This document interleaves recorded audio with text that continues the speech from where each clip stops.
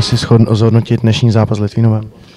Tak prvú tretinu sme hrali výborne, no vlastne prvú polku zápasu a mali sme tam šance na viac golový odstup, ale nedali sme a nás to potom stalo body. Potom sme trošku zľavili a Litvinov vyrovnal a potom dal ešte tretí gól. Koukám na tu krvavý zranění, co se stalo?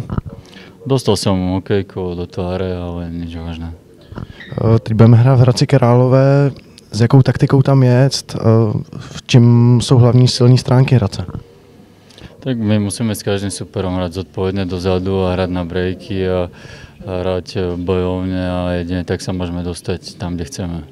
Změnil se trenér Karel Mlejnek, vlastně asistent trenéra Oremuse, změnila se nějaká hra, nějaký styl jiný?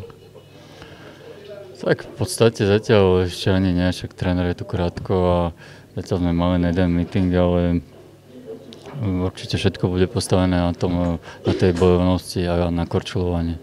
Díky. Ďakujem.